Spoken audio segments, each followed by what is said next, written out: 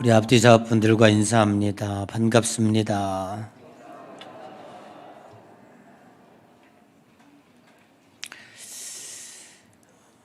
제가 조금 전에 기도했지만 하루하루 산다고 하는 것이 기적 같은 우리의 삶입니다. 코로나 바이러스가 아주 가깝게 와 있습니다. 이제 2만 명 곧 돌파할 것 같은데 여러분 스스로가 본인들을 잘 지켜야 합니다. 아깝다고 마스크 자주 쓰지 마시고 좀 갈아서 쓰시고 적시 손도 좀 잘 쓰시고 좀 가까운 사이라고 할지라도 거리 두기를 충분히 해서 우리 성도님들 자기 스스로 이 코로나19에서 잘 지켜내시기를 바랍니다.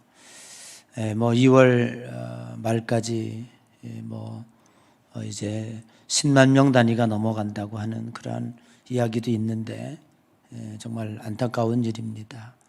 여러분 건강하셔서 하나님의 은혜 가운데서 이 코로나 위기를 잘 넘기시기를 주님의 이름으로 간절히 축복합니다. 오늘은 요한복음 1장 29절에서 34절 세례 요한의 증언입니다. 우리가 다른 사람들을 높여주고자 할 때에 그 사람을 칭찬하고 또 그 사람의 좋은 점들을 잘 이야기하는 것도 어필할 수 있지만 자기 자신을 그 사람보다 낮춤으로 인해서 상대방을 높이려고 우리 스스로가 그 방법을 쓸 때가 있습니다. 성경에 보면 사도 바울이라고 하는 인물이 나옵니다. 우리가 알고 있는 것처럼 사도 바울은 당시에 최고의 학문을 가진 가말리엘 문화권에서 공부를 했고 또 모든 사람들이 갖고 싶어하는 로마 시민권을 가지고 있었고 또 아버지가 건축 일을 했기 때문에 상당한 부자였을 것이다. 역시 바울도 그 가정에서 자라났습니다. 그러니까 어디 하나 뒤질 것이 없는 또 그리고 유대인 중에 유대인이요 베냐민 지파 중에 베냐민 아주 정통파 유대인입니다. 그러니까 사람으로서 완벽한 우리가 공부도 잘하고 이쁜 학생을 뭐라고 그래요? 제가 하긴 어렵지만 얄미운 X 그러잖아요. 그러니까 그 정도로 바울은 당시에 모든 사람들이 갖고 싶어하는 것을 다 가진 사람이에요. 그런데 그는 성경에서 자기를 소개할 때에 뭐라고 소개하냐면 나는 만삭되지 못한 자다. 즉 사람이 엄마 뱃속에서 10달을 꽉 채우고 출생을 해야 되는데 그걸 다 채우지 못하고 팔삭동이 구삭동이 그렇게 일찍 나와가지고 좀 자기 자신을 뭐라고 표현하는 거 아니 좀 덜 떨어졌다, 부족하다 그렇게 표현하고 있고 그리고 자기를 표현할 때에 죄인 중에 괴수다라고 표현해요. 죄를 지은 죄인이라고 말하는 것도 모자라서 극박한 범죄자의 용어로 자신을 괴수라 그렇게 표현을 하고 있습니다. 그 이유는 무엇이겠습니까? 자신에게 은혜를 베풀어 주시고 이렇게 하나님의 복음을 증거하게 해주시고 하나님의 천국 시민의 특권을 허락해 주신 하나님 그 주님을 극진히 높여드리기 위해서 자신을 낮추는 것입니다. 그러므로 인해서 하나님을 높여드리고 그러므로 인해서 자기를 만나게 해주신 예수님을 높여드리는 것입니다.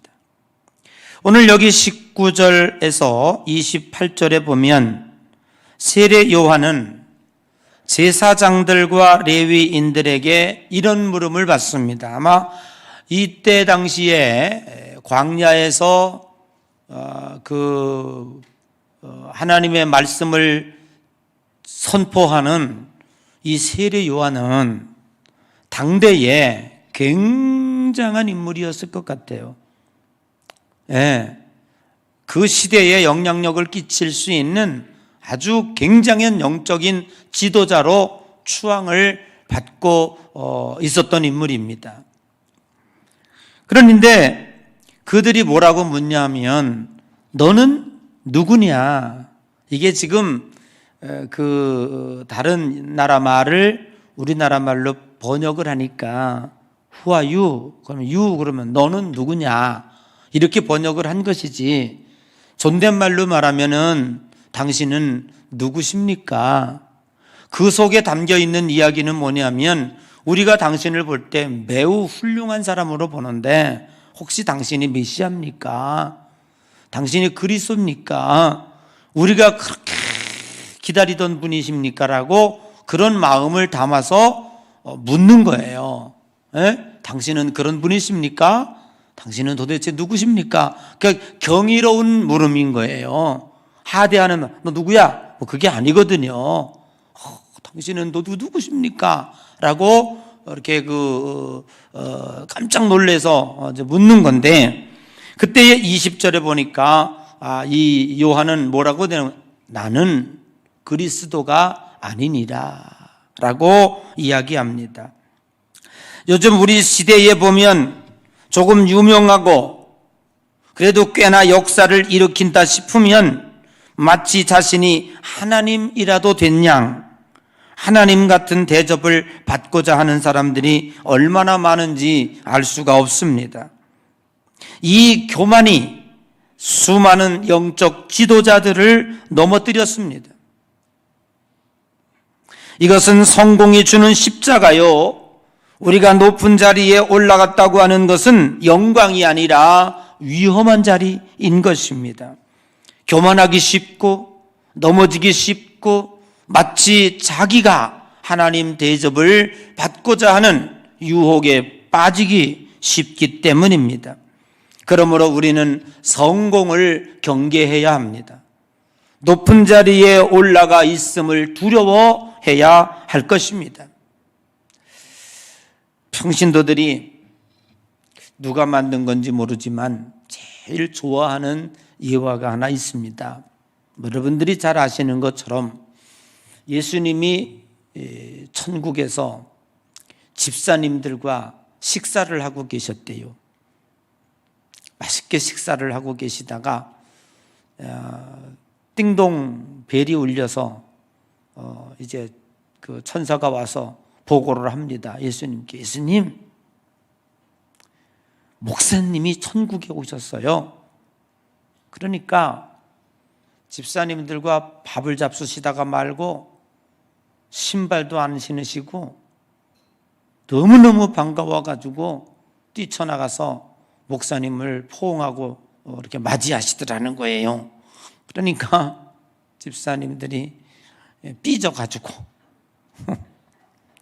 예수님한테, 예수님, 우리가 천당에 왔을 때에는 일어나지도 않으시고 그냥 손만 번쩍 드시고 오이 김치 써봤어? 그러시더니, 아니 목사님이 오셨다니까 이렇게 신발도 안 신으시고 우리하고 밥 먹다가 뛰어나가가지고 환영하시는 건 도대체 무엇입니까?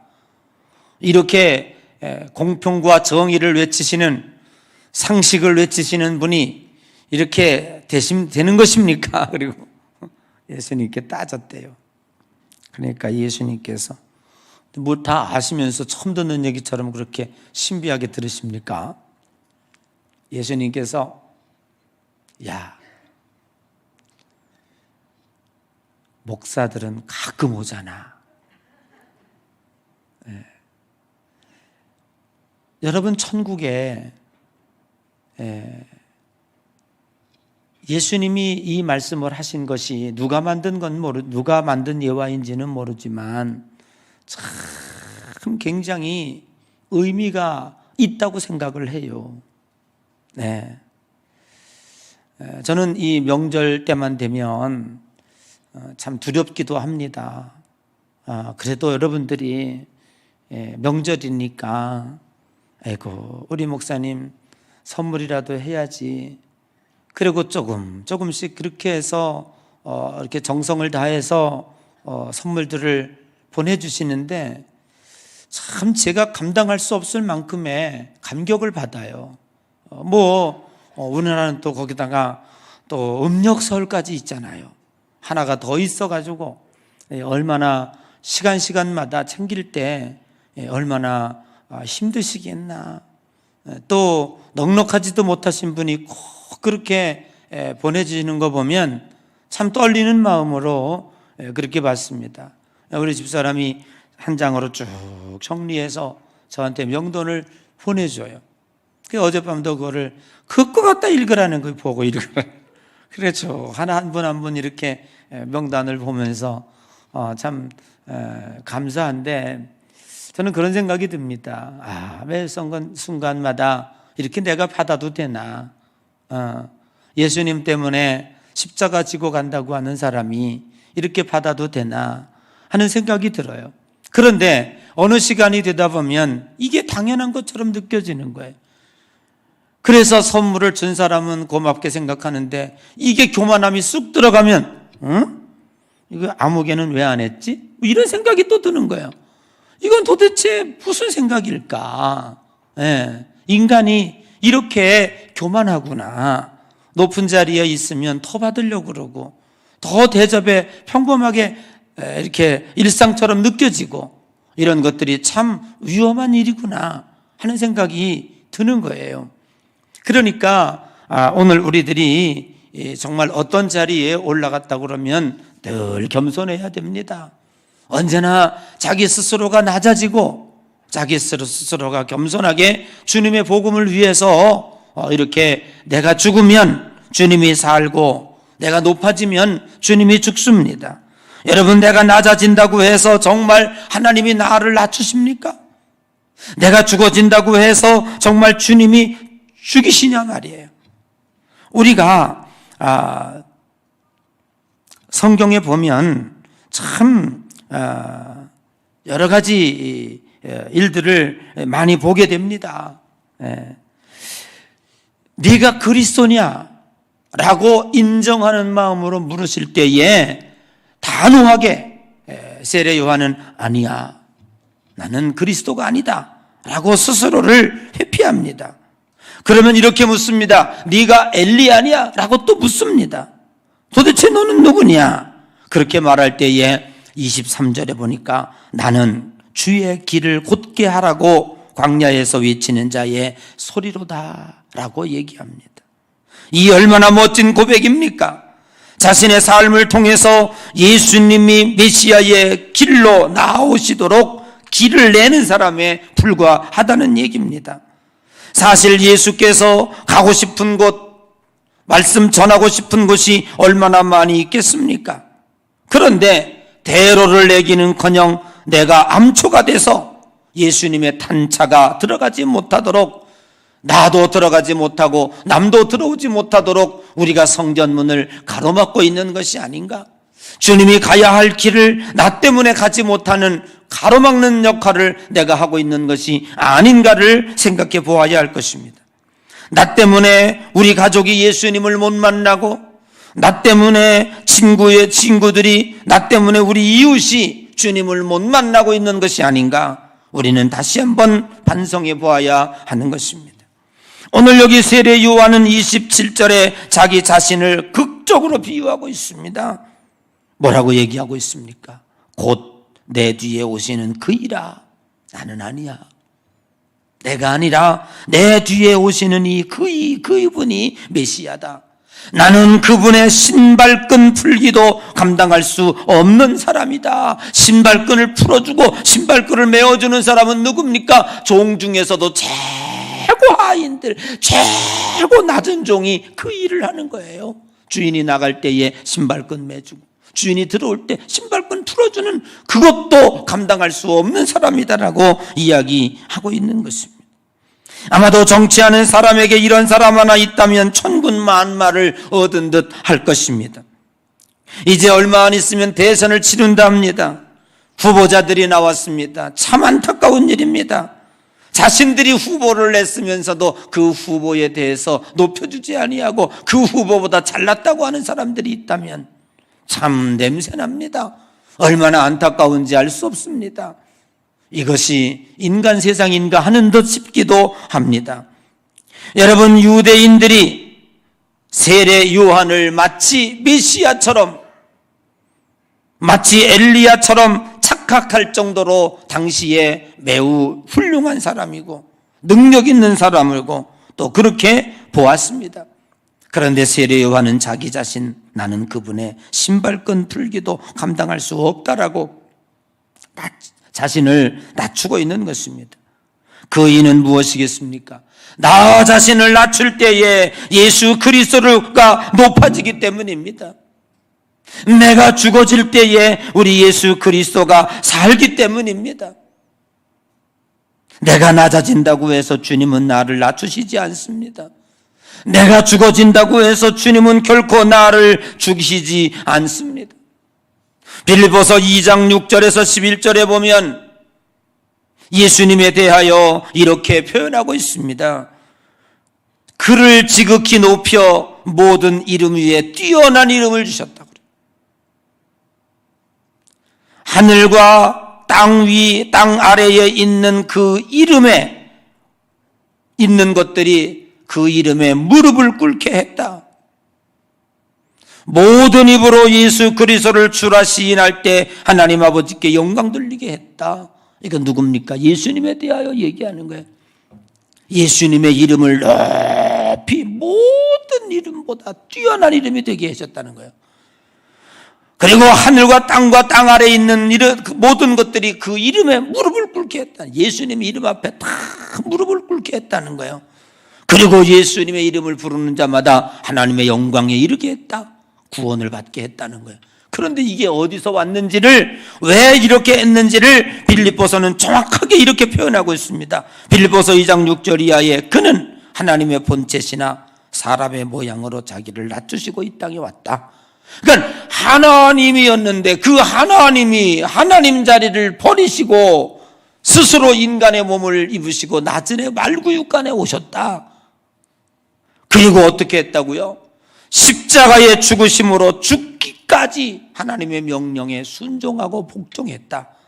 그러함으로 하나님께서 이렇게 예수님의 이름을 뛰어나게 해주셨다고 빌립보서는 우리들에게 증언하고 있습니다. 이와 같이 예수 그리스도를 높이고 자기 자신을 낮추는 자에게 하나님은 어마무시한 축복을 주시고 높여주시고 안겨주시는 것입니다. 세례 요한이 자신을 극도로 낮추는 이유는 무엇이겠습니까?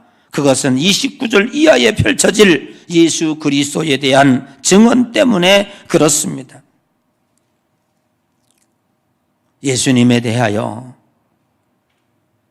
예수님을 마음껏 높여드리기 위해서 그 당시에 훌륭했던 능력자였던 많은 사람들이 혹 저 사람이 메시아 아니야?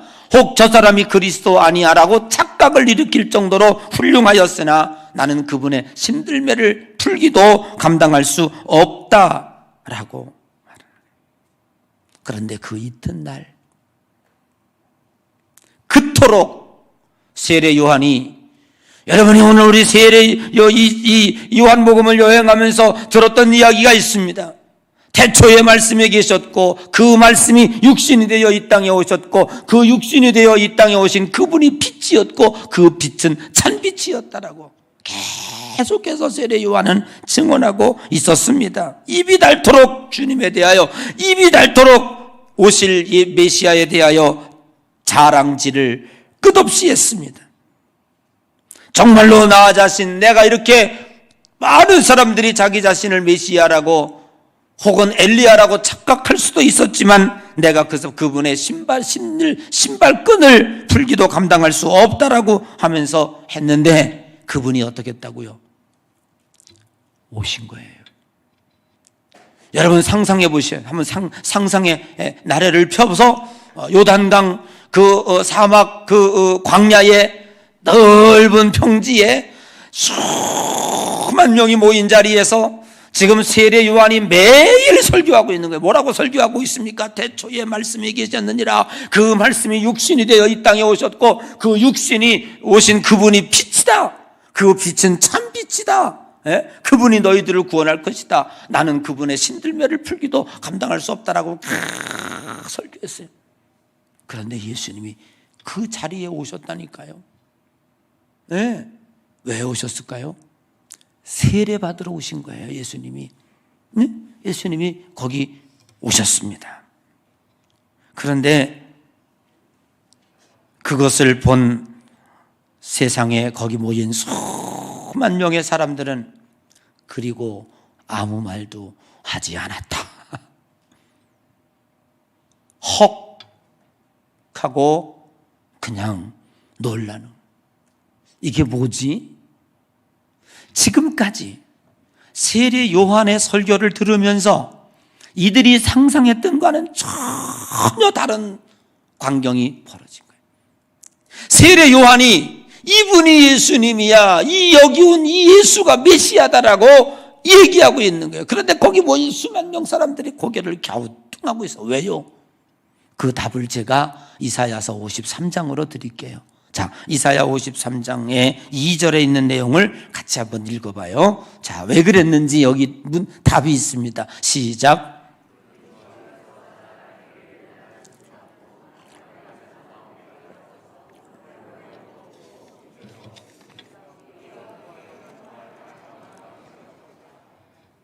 아니 도대체 우리를 놀리는 거야 뭐야?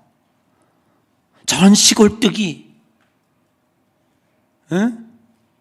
오늘 여기 이사야 53장에 있는 대로 얘기하면 이거는 이미 예수님이 오실 것에 대해서 700년 전에 이사야가 예언을 한 거예요.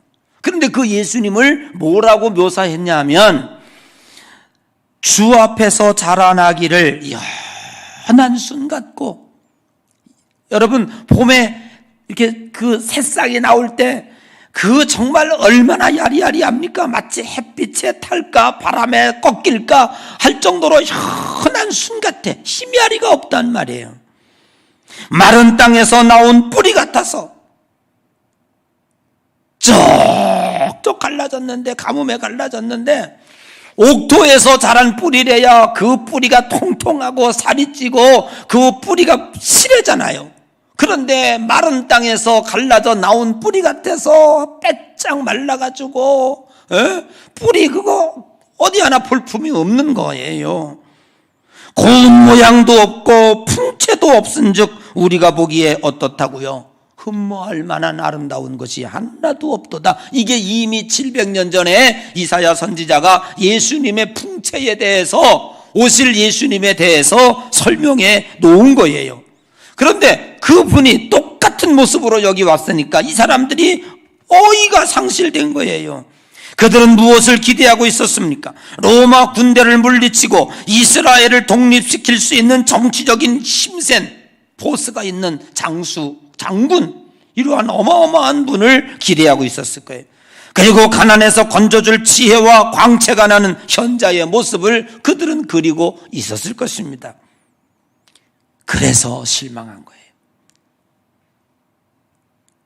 저 시골뜨기 베들레헴 손구석에서 출생한 사람이 메시아라고, 저들이 우리를 구원할 자라고, 이렇게 지금 수만 명의 사람들이 예수님을 보면서 실망을 하고 있는 거예요. 그런데 오늘 본문의 말씀은 그렇게 실망하고 있는 많은 사람들에게 오늘 세례 요한은 예수님을 무엇이라고 증언하고 있습니까? 세 가지로 증언하고 있는 거예요. 그 첫 번째가 뭐냐면 29절입니다. 저는 세상 죄를 지고 가는 어린 양이로다. 아멘. 세상 죄를 지고 가는 어린 양이로다. 예수님이 이 땅에 오신 것은 정치적 해방자로 오신 것이 아닙니다. 빵의 문제를 해결해 주기 위해서 경제적 전문가로 오신 것이 아닙니다. 그는 인간의 근본적인 문제, 썩은 뿌리, 죄악의 문제를 해결해 주시기 위해서 이 땅에 오셨다고 하는 것입니다. 여러분, 이것은 교회 공동체의 근본적인 정체성이기도 합니다. 교회는 세상의 정치를 바꾸기 위한 공동체가 아닙니다. 세상에게 빵의 문제를 해결해 주기 위한 목적을 두고 있지도 않습니다. 교회가 교회되는 것은 교회는 인간의 죄를 해결해 주는 것입니다. 이 목적에 부합하지 않고 이 세상의 문제에 개입하고 있기 때문에 교회가 세속화라는 얘기를 듣고 교회가 근본적으로 힘을 잃어버리고 있는 이유이기도 한 것입니다. 여러분, 인간의 모든 문제는 죄로부터 시작합니다. 아무리 죄를 안 지으려고 해도 원죄를 가진 인간이 의를 가질 수 없습니다. 유대인들은 율법을 지킴으로 하나님 앞에 온전해지기로 했지만 오히려 그것이 족쇄가 되어 종교가 더욱 인간을 힘들게 하는 상황이었습니다. 그런데 세례 요한은 예수님을 어린 양으로 표현하고 있습니다. 우리가 어린 양 그러면 두 군데를 지적할 수 있습니다. 번제를 드릴 때에, 죄를 사하는 제사를 드릴 때에 어린 양을 잡아서 그 피를 뿌리고 그리고 불태워서 하나님 앞에 제사를 드립니다. 그러니까 그 양이 그 제사를 드리는 사람의 죄를 대신 짊어지고 제단에서 희생을 하는 것입니다. 그리고 또 하나는 어디입니까? 애굽에서 나올 때에 하나님께서 이스라엘 백성들에게 뭐라고 말했습니까? 너희들은 어린 양을 잡아 그 피를 문설주에 바르라. 그러면 장자가 죽을 때에 패스오버, 그 사망의 사자가 너희 문들을 뛰어넘으리라. 아멘. 여러분, 우리들이 이 어린 양의 피로 인해서 오늘 저와 여러분들이 구원받은 줄로 믿습니다. 내가 잘나서 하나님을 아버지라고 부르는 것도 아니고 잘나서 천국 갈 수 있는 능력이 있는 것도 아닙니다. 오늘 저와 여러분들의 마음속에 이 어린 양의 피가 있기 때문에 사망의 사자가 나를 뛰어넘고 우리 마음속에 어린 양의 피가 있기 때문에 천국을 무사히 패스하여 들어갈 수 있게 되는 것입니다. 어린 양 예수님은 그것을 위해서 이 땅에 왔다라고 요한은 증언하고 있는 거예요. 여러분, 두 번째 33절에 성령으로 세례를 베풀기 위해서 예수님이 오셨다는 것입니다. 전혀 이들이 기대와는 반대지요. 이들은 정치적인 해방자로서 경제적인 전문가로서 이 땅에 와서 우리를 이 세상에서 편하게 좀 살게 해줬으면 좋겠다, 그런 메시아가 왔으면 좋겠다라고 얘기하지만 그게 아니라는 거죠. 성령으로 세례는 어떤 의미를 담고 있습니까? 여러분들이 세례를 받음으로 인해서 교인이라고 하는 권리를 획득하게 됩니다. 그리고 성만찬에 참여할 수 있는 권리를 얻게 됩니다. 그리고 시간이 지나서 교회의 직분을 얻는 멤버로서의 확실한 권리를 갖게 되는 것입니다. 오늘 세례 요한은 물로 세례를 베풀어서 그 물로 받는 혜택도 클진데 예수 그리스도로 말미암아 성령의 세례를 받을 때에 하늘나라에서 받는 이 특권이 얼마나 큰 것인가를 우리들에게 말씀해 보여주고 있는 것입니다. 여러분, 예수 그리스도의 이름으로 성령으로 세례를 받을 때에 성령이 우리에게 임재하는 것입니다. 32절에 보면 요한이 또 증언하여 이르되 내가 보매 성령이 비둘기같이 하늘로부터 내려오니 그 위에 머물렀더라. 단순히 물로 세례를 받는 것으로 끝나지 아니하고 우리는 성령 세례를 받아야 됩니다. 성령 세례를 받을 때에 우리의 영안의 눈이 열려지게 됩니다. 그래서 우리는 세상 사람과 우리가 똑같다고 생각을 하지만 세상 사람들은 눈이 어두워서 하나님을 보지 못하기 때문에 하나님이 없다고 말합니다. 그런데 우리는 똑같이 육신의 눈을 가졌는데 우리는 하나님이 있다고 얘기합니다. 이건 왜 그렇습니까? 저 사람들은 영적으로 눈이 어두웠고 우리는 이미 영적인 눈이 열렸습니다. 여러분들이 하나님을 아버지라고 부르기 전에 성령이 여러분들에게 먼저 찾아오시고 비둘기같이 먼저 임하신 줄로 믿습니다. 그래서 우리의 눈이 열려지니 하나님이 믿어지게 됐고 하나님을 아버지라고 부를 수 있게 된 거예요. 그래서 여러분들은 성령 세례를 받은 자만이 하늘나라 갈 수 있는 거예요. 니고데모가 묻습니다. 우리가 어떻게 거듭날 수 있습니까? 너희들이 거듭나지 않으면 하나님 들어갈 수 없다고 그러니까. 어떻게 이 큰 몸이 어렸을 때는 엄마 뱃속에서 나왔지만 다시 그 속에 들어갔다가 어찌 날 수 있다고 억지를 부리십니까? 그때 예수님께서 이렇게 얘기합니다. 니고데모에게 육으로 난 것은 육이고 영으로 난 것은 영입니다. 사람이 육신으로 났다고 해서 다 끝나는 것이 아니라 성령으로 나야 된다. 그것이 바로 성령 세례입니다. 영적인 눈이 열려지고 영적인 세계를 볼 수 있고 하나님을 아버지라고 부를 수 있게 되는 것입니다. 그래서 우리는 하나님의 말씀과 설교를 들을 때에 가슴에 와 닿고 은혜가 되고 깨달아지는 역사가 있게 된 거예요. 그런데 저 세상 사람들을 모아놓고 제가 설교한다면 여러분처럼 은혜를 받습니까? 고개를 끄덕이겠습니까? 감동이 있겠습니까? 아무것도 들리질 않아요. 그냥 허공에 던지는 메아리에 불과한 거지 이 설교를 저들이 어떻게 들을 수 있습니까? 이거는 영적인 눈이 열려져 있는 자, 성령 세례 받은 자만이 은혜를 받는 거예요. 그래서 여러분 요한복음을 들으면서 요한복음의 설교를 들으면서 졸지 않는다면 여러분 거듭난 자예요. 여러분들은 영적인 사람입니다. 그렇다고 해서 뭐 졸은 분들이 영적인 사람이 아니라고 말하기는 어려워요. 잠시 어제 피곤해서 졸은 것 뿐이지 뭐 거듭나 여기 한 2명 계신데 뭐 속상해하지 마세요. 꼭 그렇다고 말한 건 아니고 그렇다고 아닌 건 아니지는 않지만 뭐 꼭 그런 건 아니라고 얘기했으니까.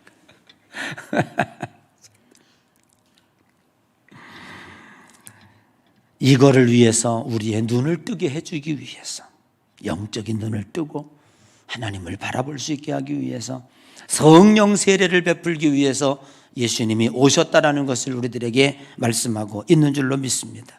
그러므로 세례 요한은 세 번째 결론적으로 34절에 내가 보니 너희들은 여기 있는 이 예수를 뜨악하고 말이죠. 혹 했죠. 이럴 수가. 놀리는 겁니까? 태초에 말씀이 계셨으니 그 말씀이 육신이 되어 이 땅에 오셨고 와 거창하지 않습니까? 육신으로 온 그 예수님이 참 빛이다 라고 설교를 하고 그때 당시에 어마무시하게 존경을 받던 세례 요한 머리가 그렇게 산신령처럼 기르고 허리띠를 가죽띠를 메고 그리고 매일 석청과 메뚜기만 먹으면서 산신령 도사요. 지금 세례 요한은 그 세상 사람들과 같이 산 사람이 아니 그 도사가 지금 수만 명 앞에서 매일 하나님 말씀을 설교했던 거예요. 그랬더니 세례 요한이 설교할 때 수만 명이 모였고 그 모인 사람들에게 물로 세례를 준 거예요. 물로 세례를 준 거예요. 그러니까 뭐 그때 당시에 영적인 대스타예요. 그러니까 그 제사장들이 와서 Who are you? 혹시 그러니까 그지? 혹시 당신이 메시아 아닌가요? 이렇게 물은 거예요. 그렇게 착각할 정도로 이때 당시에 이 세례 요한은요 대스타입니다. 영적인 스타인 거예요. 그냥 세례 요한이 나타났다 그러면 그냥 군중들이 난리 아우성인 거지요. 지금은 자꾸 하셨지만 조용기 목사님이 이티오피아에 나타났다 그냥 막 난리 난 거지 그냥. 조용기 목사님이 콜롬비아에 나타났다 그냥 막 난리 난 거지. 그때 난리 난 거예요. 그때 당시에 그런 정도였습니다. 근데 요즘에 조용기 목사님 천국에 가서 없다고 그러는 분들이 많아서 난 참 걱정이 돼요. 또 더 심각한 건 뭐냐면 지옥을 갔더니 거기 계시더래. 또 아니 거기 갔다 또 지옥은 또 왜 갔다 와? 우리 확인하러 지옥은 가지 맙시다. 또 거기 계시다는 분이 있고 막 그래서 나는 종잡을 수가 없어.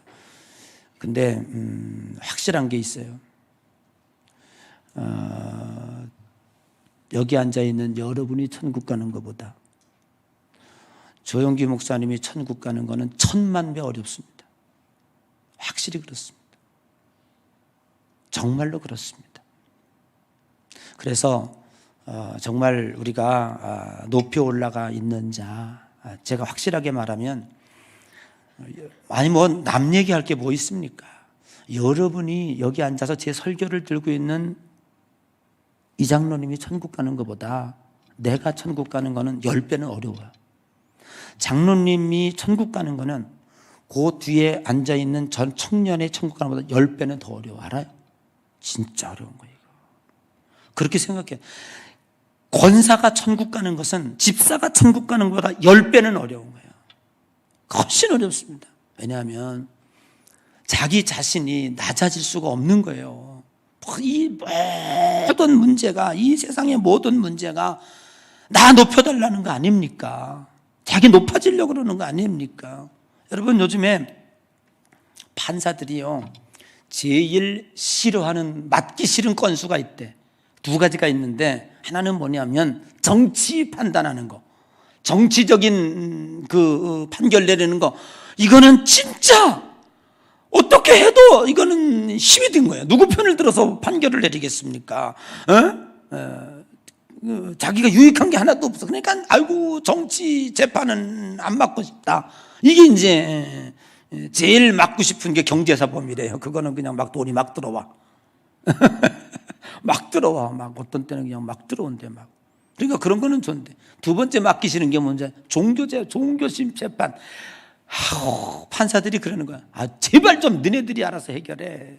자꾸 이런 걸 가지고 왜 재판장에 나오냐고. 교회 문제를 가지고 왜 재판장에 나오냐고. 전부 그러는 거야. 여러분, 저는 가만히 생각해 보면 거기 전부 종교 지도자들이 그러는 거야. 네가 옳으니 내가 옳으니 젊은 판사 앞에 가지고 그 거룩한 하나님의 말씀을 놓고 그냥 아이고 이 짓을 왜 합니까? 그게 왜 그래요? 억울하다 이 말이야. 나 억울해서 못 살겠다. 억울해서 내가 이 억울한데 내가 이 교회 다니면서 내가 너무 억울해가지고 이런 억울한 소리를 내가 들어. 그거 너 잘났다. 그거 해결받으려고 재판장 앞에 가는 거야. 아니요. 난 이렇게 생각해요. 무슨 이유이든지 하나님의 일을 가지고 세상 재판장에게 가는 거는 그건 지옥 갈 일입니다. 주님을 정말 욕되게 하는 겁니다. 2번째는 정말로 오늘 세례 요한은 많은 사람들이 당신은 메시아입니까? 라고 팍 높여주는데도 스스로 낮아져서 나는 예수님의 신들매를 풀기도 감당할 수 없다고 할 정도로 낮아지는 분이 있는데 우리는 자기 스스로가 높아지려고 억울해서 못 살겠다고. 여러분, 우리 그러지 말고 혹 예수 믿으면서 어려운 일 당하고 억울한 일 소리 들으면 따라합시다. 차라리 해봐. 차라리 당하리라. 정말로 성경은 이렇게 얘기하고 있죠. 너희들이 잘하고 억울한 일 당하면 하늘의 상급이 크니라. 성경에도 나와 있어요. 그런데 뭘 버선목 뒤져보려고, 네가 잘했니 내가 잘했니 따져보려고, 그러고 가서 재판장 앞에 가서 교회 일을, 하나님의 일을 욕먹이고 있냐 이 말이에요. 이런 것들 때문에 오늘 우리 교회가 신뢰를 잃어버리고, 물론 거기는 종교적인 문제만 오는 게, 우리만 오는, 교회 문제만 오는 게 아니죠. 뭐 불교, 뭐 유교, 뭐 천주교 다 재판에 와요. 유독 기독교인들이 많이 오는 거예요. 성경과 전혀 다르게 살아요. 조금 억울하다고, 조금 나 지금 힘들다고, 나 안 알아준다고, 그리고 재판으로 나가요. 그거는 우리는 세례 요한에서 받을 은혜가 아니라고 생각을 합니다. 여러분, 차라리 그냥 안고 갑시다. 아멘. 그럼 하나님이 하시잖아요. 갚아주시잖아요. 하나님이 인정해 주시잖아요. 그런데 오늘 여기 너희들이 그렇게 하찮게 봤던, 뜨악했던 이 예수, 내가 보니 이분은 하나님의 아들이다. 자, 적용해 봅니다. 2000년 전에 여러분들이 거기 계셨다면 참 좋았을 뻔했어요. 그런데 성경은 왜 있습니까? 2000년 후에 혹 믿을 사람을 위해서 하나님은 성경을 쓴 거예요. 여러분들이 거기 계셨다면, 이 세례 요한이 설교하고 세례 요한이 말씀 전하는 그 현장에 있었다면 그 이 세례 요한의 논법을 정확하게 이해했을 거예요. 그런데 오늘 우리는 거기 없었단 말이에요. 그런데 오늘 세례 요한은 우리들을 위해서 이렇게 얘기해요. 내가 보니, 내가 봤다 이 말. 그 훌륭한, 그 영적 지도자, 자기 자신을 끝없이 낮추는 그 세례 요한이 이렇게 얘기하는 거예요. 내가 봤다. 너희들은 정치적인 지도자로 예수를 보고 경제적으로 빵 하나 줄 것으로 생각하고 예수를 보았지만 그게 아니다. 어린 양으로 왔고 성령으로 세례 주기 위해서 왔고, 너희들이 볼 땐 연한 순 같고 마른 땅에서 나온 갈라져서 나온 그런 볼품없는 빼쩍 마른 뿌리 같고 어디 하나 흠모할 만한 아름다운 것이 너희들이 육신의 눈으로 볼 때는 없는 것 같으나 내가 보니 그 내가가 누구요? 그 내가가 누굽니까? 그때 당시에 제사장들과 레위인들과 바리새인들이 세례 요한에게 와서 부들부들 떨면서 혹시 당신이 메시아 아닙니까? 라고 물을 수 있는 그분. 그러니까 바보 천치가 아니라는 거지. 오늘 여기 내가 보니 이 내가가 누구라고? 세례 요한이라고. 세례 요한은 어떤 사람이라고? 그때 당시에 산신령이었다고 말이죠. 광야에서 메뚜기와 메추라기와 그 역청만 먹으면서 석청만 먹으면서 그리고 지팡이 짚고 평생 영적으로 산 그분. 모든 사람들이 혹 당신 메시아 아니야라고 하는 그 훌륭한 그분이 내가 보니 우리는 그걸 믿어야 돼. 아멘. 정신병자가 본 게 아니라니까. 무식한 사람이 본 게 아니라니까. 내가 보니. 자, 여러분 이렇게 생각합시다. 제가 어디 가서 뭘 보고 왔어. 근데 소문이 막 났어. 근데 내가 여러분에게 이렇게 얘기해. 야, 그거 내가 가서 보니 이거더라. 그럼 어떻게 믿어 안 믿어? 이런 분들이 이런 분들의 세상 믿어 안 믿어? 왜 믿어? 왜 믿어? 그렇지, 내가 봤다니까. 내가 여러분들이 평생 나를 봐왔잖아. 내가 바보야? 혹시 요즘엔 눈이 좀 흐려가지고 이긴 잘 안 보이지만 제가 그렇게 바보가 아니거든요. 제가 뭘 분석하고 삐뚤게 해석하고 옳고 그름이 왜곡되고 저가 그런 사람이 아니거든요. 예. 근데 요즘은 가끔 제 주변에 있는 목사님들이 감독님 명찰이 좀 많이 흐려졌어요. 왜? 그랬더니 옛날엔 명쾌했는데 요즘엔 자꾸 흐려져. 그래. 나이 먹어서 그래. 그러긴 하지만 여러분들이 저를 신뢰하고 여러분들이 저를 믿고 있는 만큼 내가 가서 보니 야, 그거 아니더라. 야, 그거 너희 소문에는 전부 빨간색이라고 그러는데 내가 가서 보니 그거 흰색이더라. 그럼 뭘 믿을 거야? 흰색이라고 믿어야지. 아멘. 저 눈 좀 떠요. 열심히 설교하는데. 그런데 오늘 여기 세례 요한이 결론을 이렇게 맺는 거예요. 너희들은 그러고 있으나 이 앞에 지금 여기 베들레헴 출신 목수의 아들, 선은 연한 순 같고 마른 땅에서 나온 그 비리비리한 힘없는 뿌리 같고 어디 하나 흠모할 만한 아름다운 것이 없는 이분, 내가 보니 이분은 하나님의 아들이다. 아멘. 그런데 그걸 우리는 오늘날 2000년이 지난 오늘날 우리는 누구 믿어야 돼? 세례 요한의 증언을 믿어야 된다 이 말이에요. 아멘. 여러분들이 거기 있었다면 좋았겠지만 불행하게도 2000년 후에 태어났잖아. 그럼 2000년 후에 우리가 믿자니, 그냥 막연하게 믿자니 뭘 근거로 믿어야 돼? 그래서 오늘 세례 요한이 요한복음을 썼고 세례 요한이 오늘 내가 보니 너희들은 뭐 어쩌고 저쩌고 해도 내가 도 닦은데 이 도인이 보니 이분은 하나님의 아들이야 라고 증거하고 있는 거예요. 여러분 일생을 살아가는 동안에 흔들리지 마세요. 여러분보다 1000만 배 훌륭한 세례 요한이 인정했어. 그분이 우리들에게 답을 줬어. 내가 보니 이는 하나님의 아들이다. 제가 이번 설날 초하루 새벽기도 설교 제목이 뭔지 아세요? 충성의 흔적을 보이자. 여러분, 이 코로나는 우리들에게 아주 황금 같은 기회예요. 왜? 내가 하나님 앞에 어떠한 영적 군사로서 내가 어떤 사람인가를 확실하게 보여줘요. 전쟁이 나야 군인은 공을 세워요.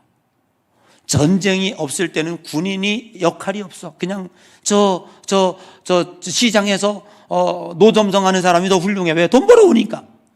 군인은 그냥 맨날 밥이나 먹고 그러는 것 같아. 그러나 전쟁이 나면 군인이 국가를 살립니다.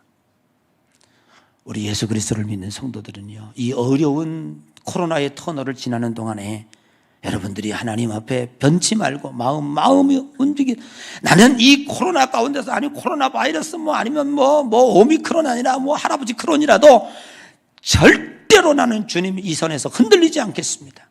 오직 주님, 오직 예수, 아멘. 그 길을 내가 걸어가겠습니다. 내 충성스러운 종으로 천국을 가겠습니다. 이걸 보이는 거예요.